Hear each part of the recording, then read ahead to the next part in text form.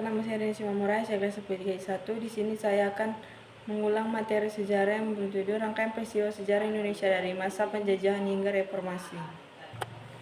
Bung Karno pernah berpesan kepada bangsa Indonesia untuk tidak melupakan sejarahnya untuk memenuhi pesan itu.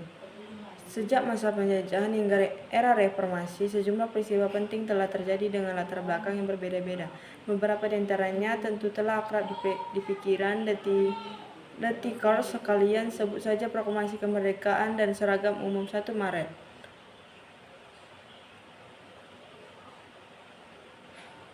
Kedatangan bangsa Belanda 1596, jatuhnya Konstantinopel akibat gempuran pasukan Turki Utsmani memengaruhi sejarah dunia termasuk Indonesia. Sebab dengan jatuhnya kota tersebut, orang-orang barat seperti Belanda mencari jalur lain yang menghubungkan dunia timur dan barat. Kehadiran bangsa Belanda di Indonesia mulanya bertujuan memiliki motif ekonomi. Mereka memilih rempah-rempah dari para penduduk lokal, namun lama-kelamaan kondisi tersebut berubah dan menjadi penjajahan karena tingginya tingkat persaingan di antara para negara pendatang. Bubarnya VOC dan berdirinya Hindia Belanda 1799 sampai dengan 1800. VOC Verenigd Oost-Indische Company adalah perusahaan pedagang Belanda di Indonesia. Usai pertama kali didirikan pada tanggal 1602 di Banten. VOC bubar pada tanggal 31 Desember 1799. Setelah bangkrut, kekuasaan VOC diambil alih pemerintah Belanda. Pada 1 Januari 1800, secara resmi Nusantara berstatus wilayah kekuasaan kerajaan Belanda dengan nama Hindia sampai Belanda, Nederland sampai India. Setelah itu berturut-turut sebagai kerugian menimpa bangsa Indonesia. Perang Jawa atau Perang Diponegoro 1825 sampai 1830 dilansir laman resmi SMA Negeri 13 Semarang. Perang Jawa atau Perang Diponegoro terjadi pada 1825 sampai dengan 1830. Dari catatan sejarah, perang ini tercatat sebagai konflik berdarah yang menewaskan ratusan ribu rakyat Jawa dan puluhan ribu orang Belanda. Perang Jawa dilatar belakangi kegeraman Pangeran Diponegoro akan politik Belanda yang ikut campur urusan keraton. Di samping itu, tindakan Belanda memasang tonggak-tonggak di wilayah makam leluhur sang pangeran juga memicu api amarah. Budi Utomo lahir 1908, dikutip dari laman resmi Universitas Insan Cita Indonesia (UCI). Budi Utomo, organisasi pertama di Indonesia, berdiri pada 20 Mei 1908. Organisasi ini didirikan oleh para pelajar Stovia School Top Opleiding van Indische Artsen. Sumpah Pemuda Kongres Pemuda II 1928, lebih dikenal dengan nama Sumpah Pemuda Kongres Pemuda II, terjadi pada 27 sampai 28 Oktober 1928. Dirujuk dari laman resmi Museum Sumpah Pemuda, kongres ini dihadiri oleh sejumlah tokoh yang kelak memegang peranan penting, di antaranya adalah Muhammad Yamin dan Amir Syarifuddin. Dari hasil Kongres Pemuda II muncul 3 butir putusan yang dikenal sebagai Sumpah Pemuda. Ketiganya berbunyi: 1. Kami putra dan putri Indonesia mengaku bertumpah darah yang satu tanah Indonesia. 2. Kami putra dan putri Indonesia mengaku berbangsa yang satu bangsa Indonesia. 3. Kami putra dan putri Indonesia menjunjung bahasa persatuan dan bahasa Indonesia. Kedatangan pasukan pendudukan Jepang 1942 diringkas dari modul sejarah. Wilayah Indonesia pertama yang disentuh Jepang adalah Tarakan, Kalimantan Timur pada 11 Januari 1942. Selanjutnya, secara berturut-turut Jepang menduduki Balikpapan, Pontianak, Samarinda, dan Banjarmasin. Serangan Jepang yang terjadi secara tepat dan bertubi-tubi membuat Gubernur Jenderal AWL Tejarda Van Starkenborg Stanhover menyerahkan kekuasaan Indonesia ke tangan Letnan Jenderal Hitoshi Imamura. Lahirnya Pancasila 1945 menurut uraian dari laman Museum Pendidikan Nasional pada 29 April 1945. Badan Penyelidik Usaha Persiapan Kemerdekaan Indonesia (BPUPKI) dibentuk dalam sidang pertamanya yang digelar pada 29 Mei 1 Juni 1945. Sejumlah tokoh bangsa menyampaikan gagasan dasar negaranya. Setelah diskusi, panitia 9 yang tugasnya untuk merumuskan Pancasila berhasil menelurkan 5 butir poin Pancasila pada 22 Juni 1945. Namun perdebatan mengenai isinya masih terjadi. Baru pada 18 Agustus 1945 Bung Hatta membacakan rumusan akhir Pancasila yang tercantum dalam pembukaan UUD Negara. Hari lahir Pancasila sendiri ditetapkan pada 1 Juni 1945, tepat ketika Bung Karno pertama kali mengemukakan usulannya.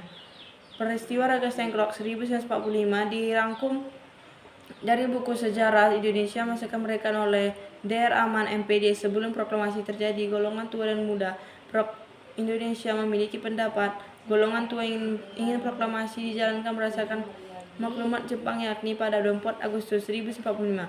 Di sisi lain, golongan muda ini ingin bertindak dari hasil rapat mereka sepakat untuk menjauhkan Bung Karno dan Bung Hatta dari pengaruh Jepang. Karenanya kedua tokoh tersebut diculik dan dibawa ke Ragas Tengklok yang terletak di Jawa Barat.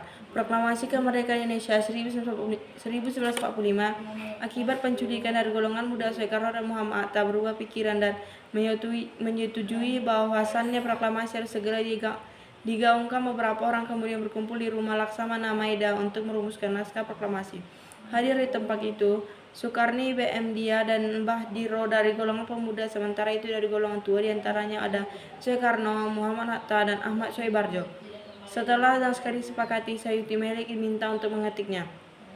Sebelum naskah dibacakan, terlebih dahulu digelar upacara yang dipimpin oleh Latif Hedradingrat. Tanpa adanya protokol, lalu Bung Karno memulai pidato disusul pembacaan teks proklamasi. Usai membaca teks proklamasi, sang saka merah putih dikibarkan oleh Latif dan sujud perlahan-lahan.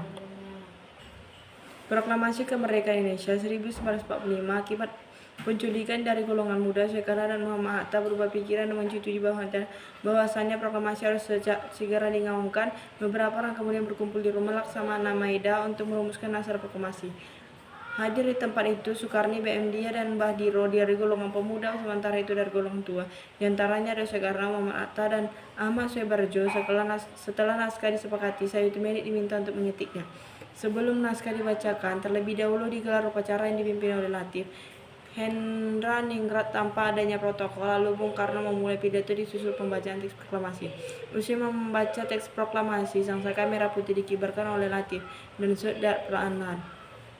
Pertempuran Surabaya 1945.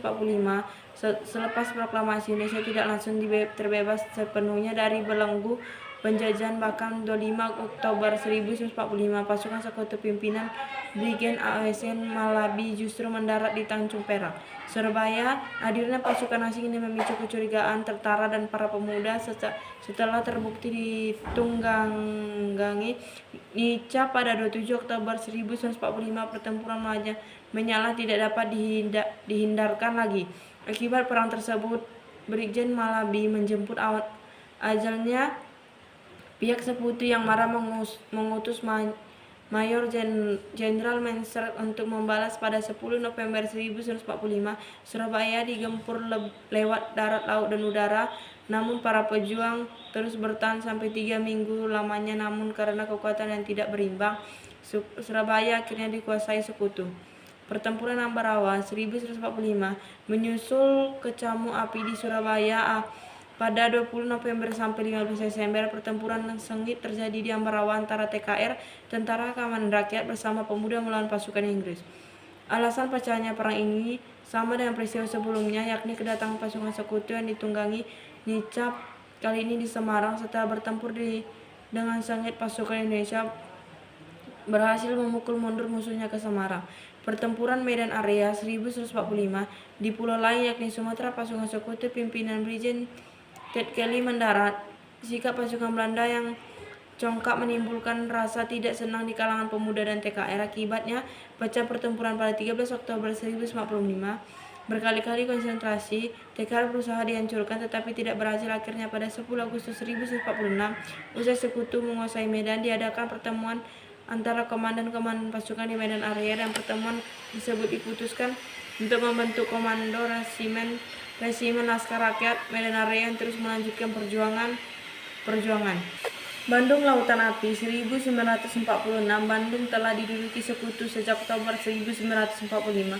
Pasukan sekutu memerintah pemuda dan TKR untuk menyerahkan senjata hasil rampasan. Selain itu, TKR juga diperintah untuk pergi meninggalkan Bandung Utara paling lambat pada 29 Oktober 1945. Akibat maklumat pertama Diabaikan maklumat kedua diberikan TKR yang kala itu berubah nama menjadi TRI. Kemudian perlahan mundur akibat perintah markas besar sembari mundur mereka melakukan sabotas dan penyerangan ke markas sekutu. Hal ini menyebabkan lautan api melihat Bandung Selatan. Peristiwa Merah Putih di Manado 1946. Peristiwa Merah Putih di Manado merupakan sebuah peristiwa penting dalam sejarah perjuangan kemerdekaan Indonesia. Peristiwa ini terjadi pada tanggal 14 Februari 1946 di kota Manado, Sulawesi Utara. Di Manado, semangat untuk mempertahankan kemerdekaan Indonesia sangat tinggi di kalangan masyarakat dan pemuda setempat. Pada tanggal 14 Februari 1946, para pemuda yang tergabung dalam berbagai organisasi perjuangan mengadakan aksi pengibaran bendera merah putih di berbagai sudut kota Manado. Perjanjian Linggarjati 1946 perjuangan dalam bentuk diplomasi, salah satunya adalah Perjanjian Linggarjati yang terjadi pada 15 November 1946. Dalam perjanjian ini terdapat 3 pokok utama kesepakatan, yakni 1. Pemerintah Belanda secara de facto mengakui pemerintah RI atas Jawa, Madura, dan Sumatera. 2. Pemerintah Belanda dan RI membentuk negara Indonesia Serikat yang wilayahnya meliputi seluruh Hindia Belanda. 3. Dibentuknya Uni Indonesia Belanda. Perjanjian Reville 1947. Dunia internasional yang bersimpati kepada perjuangan Indonesia membantu mewujudkan upaya diplomasi. Singkat kata, pihak Belanda dan RI sepakat bertemu di atas kapal bernama Reville pada 8 Desember 1947. Poin-poin kesepakatan perjanjian Reville adalah 1. Kesepakatan gencatan senjata. 2. Disetujuinya garis demarkasi Van Mock. 3. Kesepakatan untuk menyelesaikan konflik dengan bantuan KTN Komisi 3 negara. Dibentuknya negara Indonesia Serikat. Kedaulatan Indonesia tetap di tangan Belanda selama masa peralihan. Serangan umum 1 Maret 1949. Serangan umum 1 Maret 1949 merupakan sebuah serangan besar yang dilancarkan oleh Tentara Nasional Indonesia (TNI) terhadap pasukan Belanda di Yogyakarta yang pada saat itu menjadi ibu kota Indonesia. Serangan ini dipimpin oleh Letnan Kolonel Soeharto dengan dukungan dari Panglima Besar Jenderal Sudirman. Tujuan utama serangan ini adalah untuk menunjukkan kepada dunia internasional bahwa Republik Indonesia masih ada dan memiliki kekuatan militer yang cukup untuk melawan penjajah. Pada dini hari tanggal 1 Maret 1949, serangan ini dimulai dengan koordinasi yang baik antara berbagai kesatuan TNI. Dalam waktu 6 jam, pasukan TNI berhasil menduduki kota Yogyakarta. Serangan ini menunjukkan kemampuan militer Indonesia dalam merencanakan dan melaksanakan operasi militer skala besar. Keberhasilan ini memberikan semangat dan dorongan moral yang tinggi kepada rakyat Indonesia serta mempermalukan pihak Belanda yang mengklaim telah berhasil menguasai seluruh wilayah Indonesia. Perundingan Royen dan Konferensi Meja Bundar 1949. Perjanjian Royen menandai eksisnya hubungan RI dalam kancah internasional. Pada 14 April 1949, Amerika Serikat memfasilitasi perundingan dengan Belanda. Indonesia diwakili oleh Royen sedangkan Belanda oleh Van Royen. Setelah perundingan Royen, Konferensi Meja Bundar menyusul digelar pada 23 Agustus 2 November 1949. Hasil pokok dari Konferensi Meja Bundar: 1. Merekomendasikan terbentuknya negara Indonesia Serikat. 2. Dibentuknya Uni RIS dengan kerajaan Belanda. 3. Penyerahan kelautan oleh Belanda kepada RIS tanpa syarat. Runtuhnya Orde Baru 1998. Keruntuhan masa pemerintah Orde Baru di bawah pimpinan Presiden Soeharto pada Mei 1998 menjadi titik balik kebangkitan era reformasi Indonesia. Dilihat dari laman Kabupaten Sukoharjo, rakyat yang telah mau bergabung membentuk aliansi besar. Presiden Soeharto didesak untuk mundur setelah berkuasa selama 32 tahun. Beliau akhirnya menyatakan mundur dari posisinya pada 21 Mei 1998. Era reformasi yang akan segera dimulai dituntut bisa mengubah sistem politik, transparansi dan pemerintahan dan penegakan hukum lebih baik. Sekian penjelasan materi dari saya. Terima kasih.